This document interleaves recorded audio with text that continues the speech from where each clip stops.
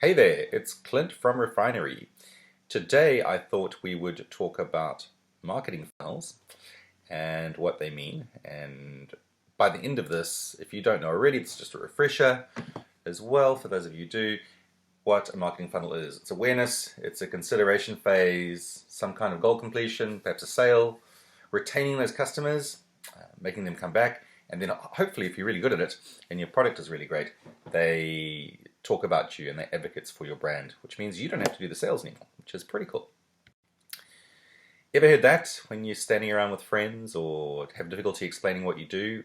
What is it that you do again? Um, it's tough if that is the thing because you haven't explained what you do clearly.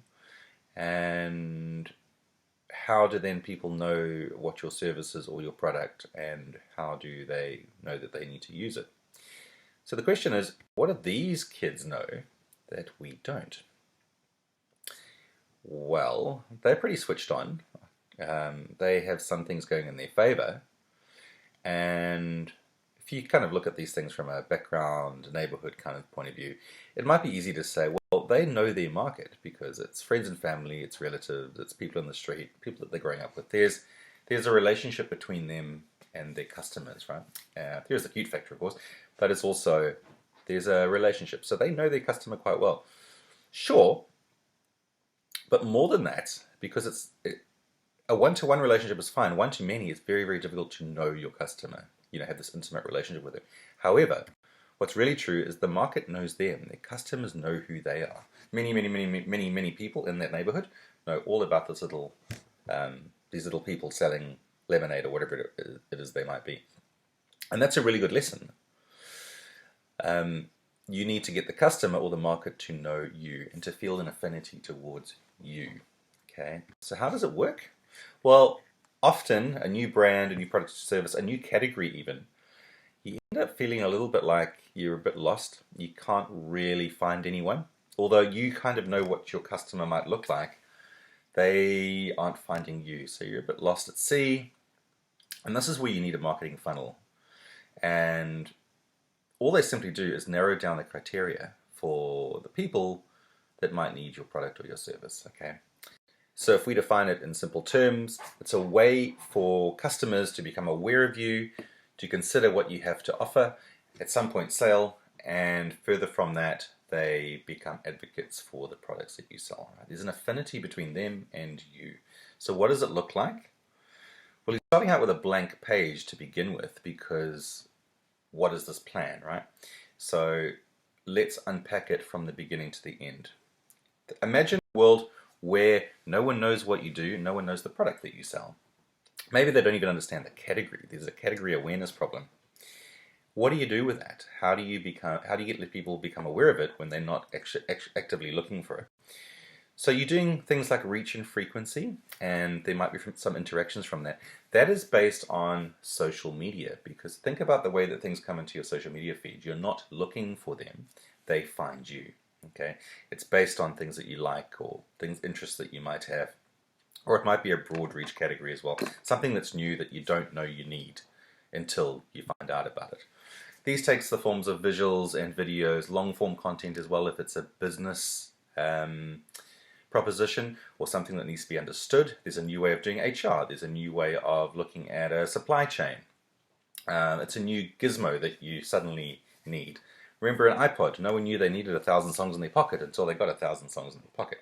Okay, and this is normally defined, and you would set this up as an affinity audience. So these are people that have an interest in something. So if it's tech products, it's people that are tech. If it's outdoor products like a sleeping bag, it's people that enjoy the outdoors. You might have a new version of it. There might be a new tech that you've come into with a sleeping bag that lets you sleep in minus whatever conditions.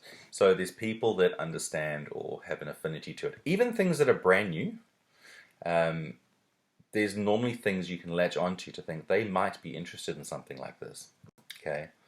Now, once they've looked and they become aware that there's things in the world that exist or a product they might like, there's a consideration phase. Now, if you think about how you do consideration, you really do some research and you compare things. And the way you do that is using search. So go into the Google, go into those kind of platforms, Bing if you want to, and you search for the thing that you found out about. You look at the brand that you probably saw, you look at competitors and find out what they're about, you look at pricing, you look at availability, how good is it, are there any reviews on it, etc., etc., etc. Okay? And that's where you put money into AdWords, those kind of campaigns. These are called in-market audience people because they are now actively looking for it. They may not buy at this point. However, they're looking for a future purchase perhaps. So that's a future-based customer. They may not be ready now. 80% of people are never ready for the thing that you show them right now. They're ready for it in the future, and that's called future demand. Next up, if all goes to plan and they've done some awareness, they've done the consideration, they've looked at it, there's a goal completion. They come to your website usually, if that's where you're selling things, or there's a form, there's a phone call, there's a business meeting, whatever it is, and they complete a goal. That might be a purchase. It might be a sign up on your website for news or a newsletter or some kind of offer that you've got, or any other action that you put into place that lets someone take an action on one of your properties, whether it's your social feed or your website or whatever it is, okay? Hopefully the biggest one there is sales. You have a sale through this. So the awareness, the consideration, then there's a sale. And there's no audience for that now because now they're a customer. And that's that kind of level, right? So now you sold them something, product, service, whatever it might be. What you want to do is you don't want to start that process all over again next time. And you don't want to go and get new customers from scratch again. So how do you retain them? You want a customer that stays within your wheelhouse, okay? So if you're selling insurance, for example, the best way to get someone to not cancel their insurance policy is to sell them a new one within 2 weeks. And so you might send them an email, you might give them a new product offering, etc., etc., if that's your game. But what you want to do with retention is you want to see who's returning to your website, who's a returning visitor, and who's opening the emails that you send. Once they have signed up or bought something, you should have that information about them. Okay. What kind of remarketing are you doing? In other words, the ads that follow you around, Instagram, etc. That's remarketing once you've visited a website. And then product emails based on the product they've got, reviews on the new version of it, something that's complementary to it, something you might need as an add-on, etc., etc., etc. You bought a new car, you need roof racks, right? Those kinds of things. You bought a new car, it's coming into winter, you need snow chains or whatever it is, okay? And that would be an affinity audience, again, because they aren't in the market right now. They're very familiar with you. They're a better affinity audience, but you know that they have already done things like this and they bought things similar to the things that you're now trying to sell them. All goes to plan. You've retained a customer, they're happy, they love your product, and they start talking about it, right? And this happens naturally, a lot of times, but how can you help with advocacy and how can you help spread the word about how good your product or your service is? Make it easy for them to mention, like, or share content and tell them to do it. Hey, if you really like my product, please share this on. Give them a platform to go to.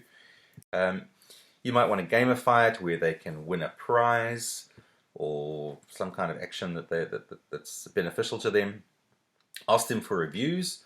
You can't gamify reviews. You can't offer money or prizes for someone to review your product. The best one, of course, is word of mouth, and that is really where you're sitting around with friends somewhere or colleagues, and someone mentions something, and you go, hey, have you considered this because I just had this product or service, and I think they're great.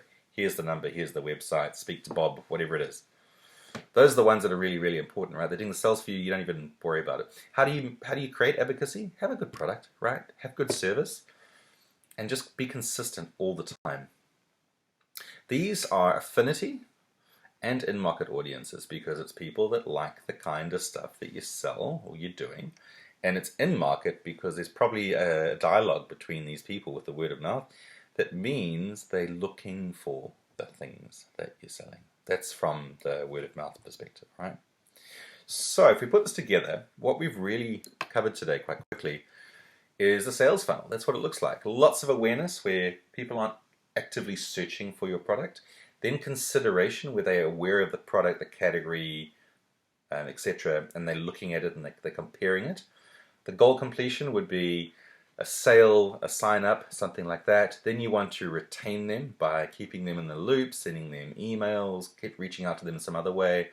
And then if the product is good, you end up with advocacy, meaning all the people that have bought from you tell everybody else about it. That's what a funnel looks like, and you should end up with a whole bunch of fans that absolutely love the stuff you do and shout it from the rooftops, okay? That's all I've got to talk about today. If you want to know more, check out refinery23.nz. I do training, and I also assist and do marketing strategy, the full disco where we go from your business strategy all the way down to even content plans if that's where you want to be. If you want to have a chat, give me a shout. If you've got some training that you need for your in-house team, give me a call as well. Check it out on Refinery 23 and have an amazing day.